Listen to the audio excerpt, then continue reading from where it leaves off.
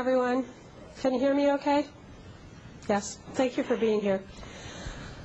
When Digital Domain filed bankruptcy, a response team was immediately put together to examine how the company's Digital Domain situation could affect our city. I'm focused on 3 priorities for our city. 1, protecting our land. 2, protecting our investment. And 3, remaining focused on the economic potential of this growing industry. Under my supervision, the city has undertaken a thorough and comprehensive risk analysis related to digital domain. Making sure public land and public dollars are protected has been my highest priority since this began. The team that I assembled meets daily to navigate through the legal issues, to coordinate with FSU, and to protect the interests of our taxpayers and our residents. These are complicated issues. In addition to the team here in West Palm Beach, we have a separate team of bankruptcy experts working in Delaware, again, to protect our interests. I'm in constant discussion with key groups, FSU, and my own legal and economic teams, and I'm here to tell you this. All aspects of this situation are being properly and professionally handled, and our protections, which were intentionally written into all of the agreements, are in place. Let's take a minute to go over the key issues. The first involves the land that was given to Digital Domain.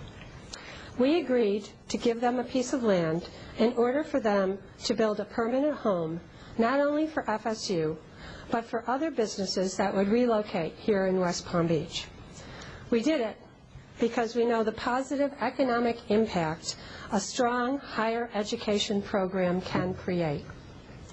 We did it also because we know the incredible growth that a new high-tech industry fed by one of the nation's leading film schools can bring to this city. We did it because as leaders of this community, it is our responsibility to take steps to ensure continued growth of our city. But we also did it responsibly, with safeguards that protect the city's interests and give the land back to us if Digital Domain didn't fulfill its contractual obligations. The donation of the land came with very strict and specific ground rules.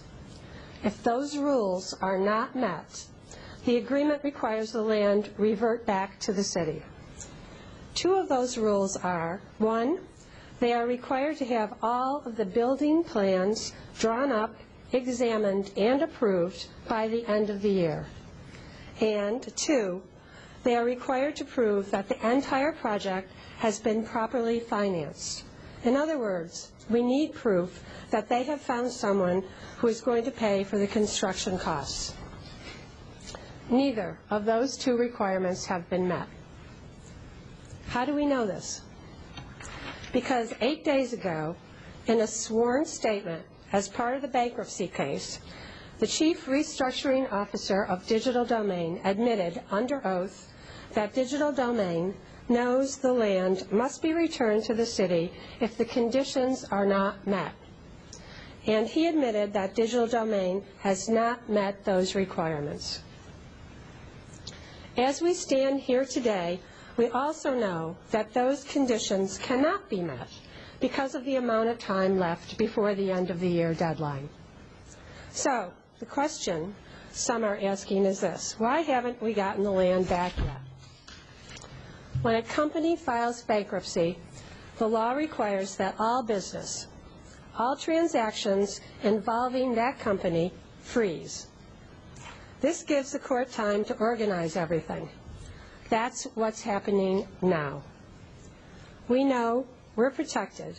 We know our agreement is strong and binding. The deal was intentionally and intelligently structured to protect us. For very obvious reasons, I cannot refer to any of the aspects of the proceedings or make any public comments regarding the legal action. Digital Domain knows that we should get the land back. It's just a matter of letting the legal process run its course. Remember, it has only been 8 days since they filed bankruptcy. Now, some of you have asked about the mortgages that Digital Domain took on the property. Did we know that Digital Domain was doing that? No, we did not. According to the agreement, they were required to tell us and to get our approval. They did not do that either. Our team is now dealing with the mortgages. Another question raised about the land.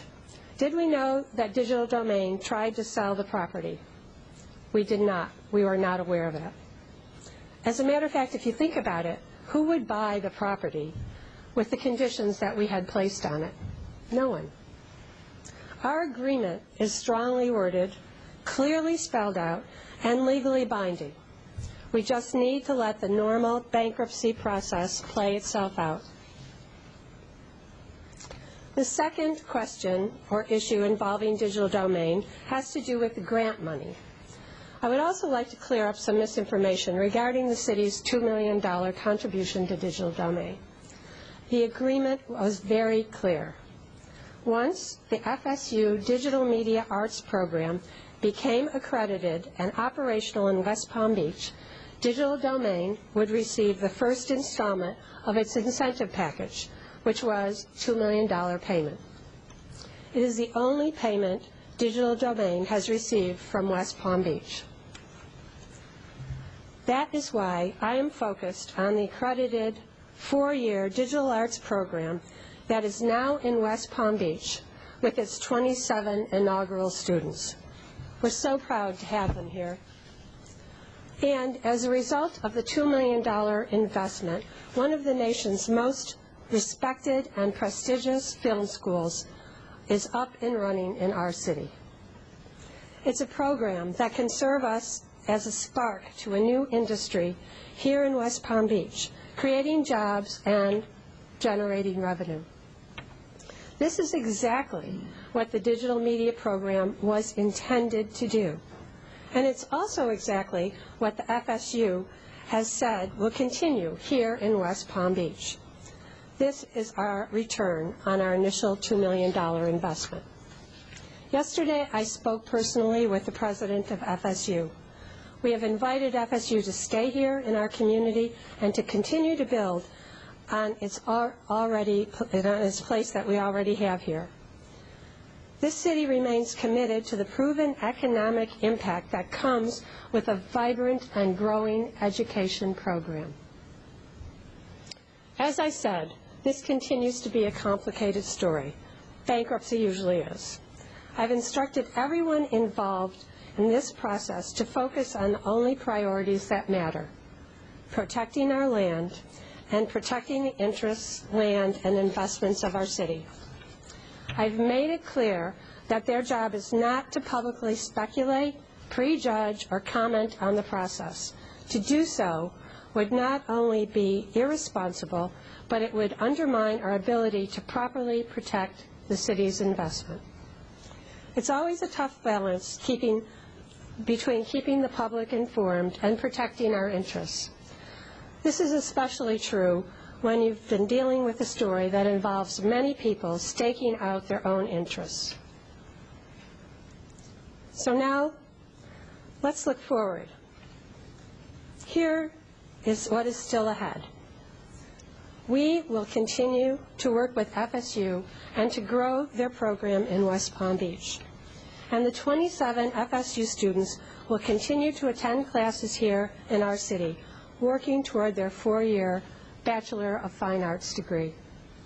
Our responsibility as leaders is to use the FSU program as a spark for economic development.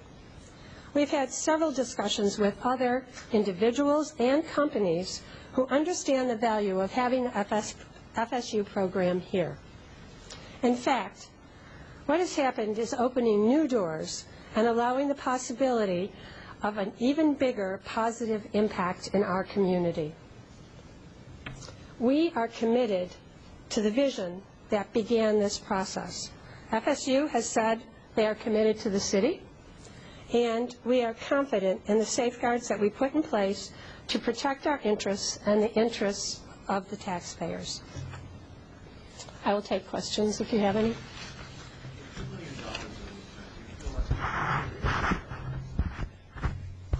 I can't see anybody who's asking that question.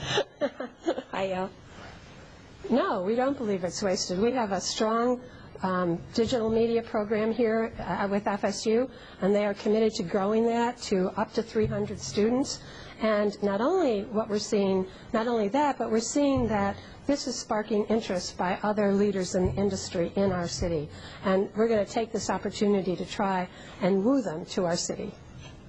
Can you say how much time of open doors might be open because of this? I can't at this point.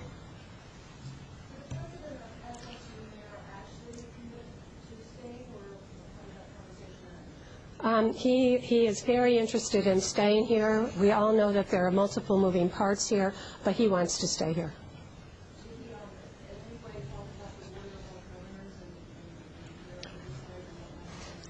We briefly talked about that. I'm not really ready to talk about that. You said the first deadline is the end of this year in order to get the land back, and that show some certain progress.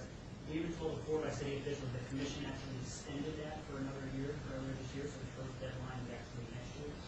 I'm not aware of that. I understand that the deadline is December 31st to have plans in place, financing in place, and actual permits in place. How do you respond to people who said last night and who said previously that you gambled taxpayers' dollars into losses? Well, first of all, I would say we didn't gamble. This was a highly vetted project, and we have stacks and stacks of data, of financials, of legal opinions, of outside opinions. There was no gambling here. We had made a considered decision to move forward with this. Maybe you mentioned jobs in the economic development. How many jobs do you expect this to create? I can't comment on that, but that's certainly our goal, is to continue to attract digital media programs, digital media companies, and hopefully we'll have some announcements for you in the near future. We're only dealing with the press here. If the city gets the land back, what eventually do you think will be done with it, or what do you hope will be done with it? Well, I think we'll look at what the market is like when we get the land back, and whether we'll put it out for an RFP or an RFQ. And we'll have to look at market conditions and make that decision. You would hope to sell it to somebody else, is that it? I said we'll have to look at market conditions. I mean, there's a variety of things that could happen.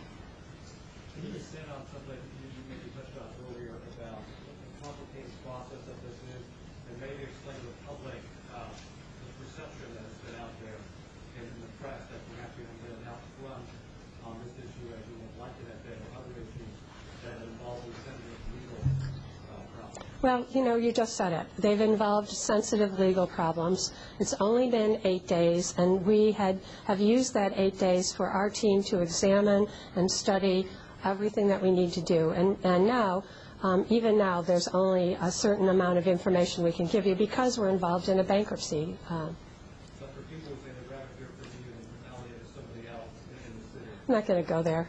I'm here. Ask me questions. Joel? How long do you think it will be before the city gets its land back? Well, it's going to depend on the bankruptcy proceedings, and I can't really comment on that any further. I don't believe it will be lengthy.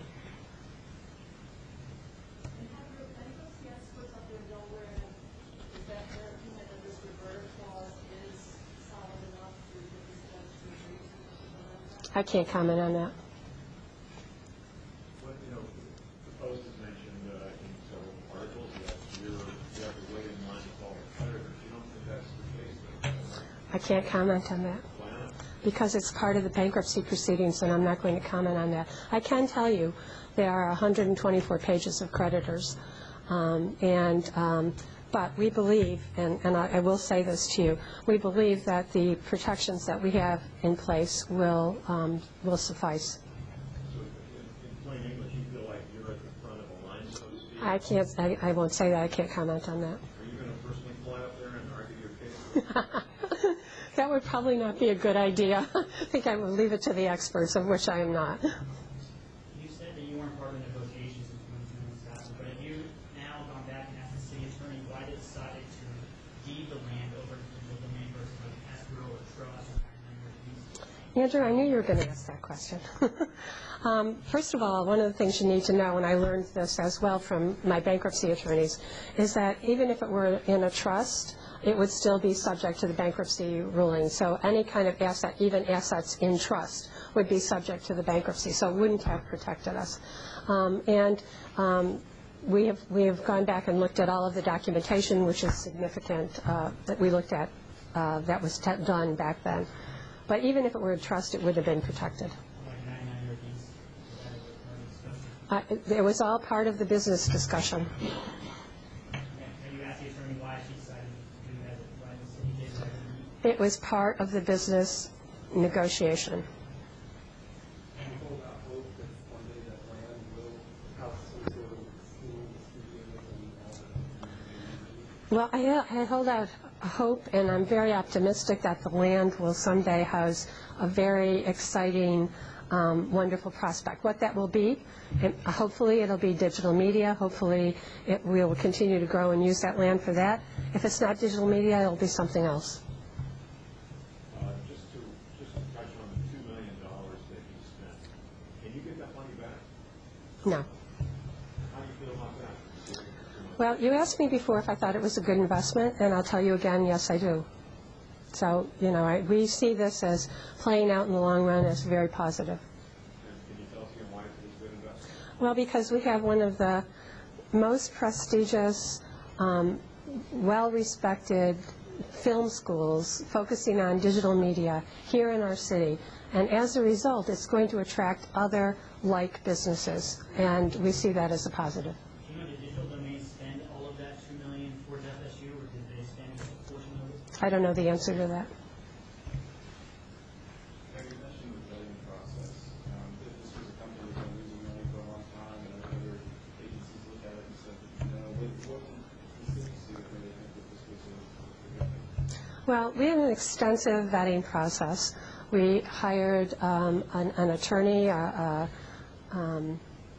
what are they called? What's it called? An entertainment attorney. We hired an entertainment attorney to take a look at this.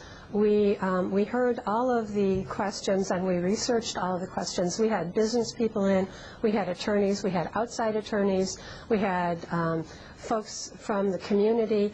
We asked all of those questions that were asked at that time and got answers that we were comfortable with. So we fully vetted it. What would you say you learned from this? Well, I think that we should not be afraid to think of creative ideas and to move forward with creative ideas. And I hope that this doesn't put a chilling effect on us looking at new businesses to bring here in West Palm Beach. One of the things we know, especially about education, we have Palm Beach Atlantic right here in our downtown. They have an economic impact of about $250 million a year to our city. So, we need to continue to pursue things that are going to bring economic advantages to our city. But I mean, do you think next time you would be a little more cautious, or you move more slowly? Do you think maybe you rushed into this? No, I don't think we rushed into this. It was fully vetted. Fully vetted. So next time, though, would you be more careful with it? You would spend more time Well, it was fully vetted. And as I said earlier, did we know that Digital Domain was trying to sell our property? No. Did we know that they put a mortgage on it? No. Were they supposed to let us know? Yes. So, I know we did what we needed to do when we decided to move forward with this.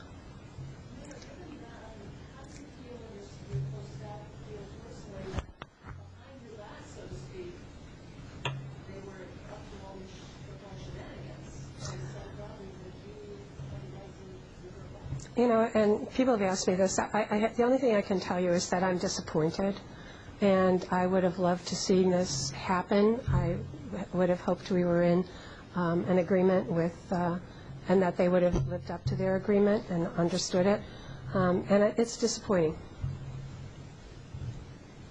You mentioned vetting. I'm just curious, was there no financial vetting? Wasn't there a lawsuit like 3 years ago and things that have not been revealed?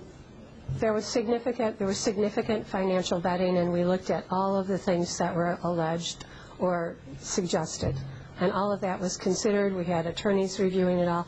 We had finance people reviewing it all, and we had the go-ahead from all of those people. Have you or anybody in the city spoken or met with John Texter? I have not. Anybody else in the city? I can't answer that. If you did all the homework, how is it this going to happen? I think we did our homework, and you just don't know what's going to happen in terms of financial situation. We've been through some hard times, and you just can't predict these kinds of things happening. Joe? The city staff is not, as we understand, allowed to talk to the media. And we understand that these students that did the professor, you say you can't answer it, but who will answer it? Well, I just don't know. I just don't know it to be a fact. So I can't answer it. Not because I cannot. It's because I do not know. Can you ask them to get back to us? I mean, you say you meet with them all the time. Surely you know that that's. I don't know. I can't tell you that. I can find out. I can find out. They can't talk to us. I'm sorry? Well, you can find out the thing reason must have not been made available to talk to the press over the last 2 months. Is that cool? Well, it's because we're dealing with a really sensitive situation, and the issues around the bankruptcy are things that we have to be very quiet about, so we just can't tell you about those things. But we can talk to them and they can tell things that aren't consistent. I don't see why not. We can make that arrangement. Okay, thank you very much, everybody. I appreciate your time.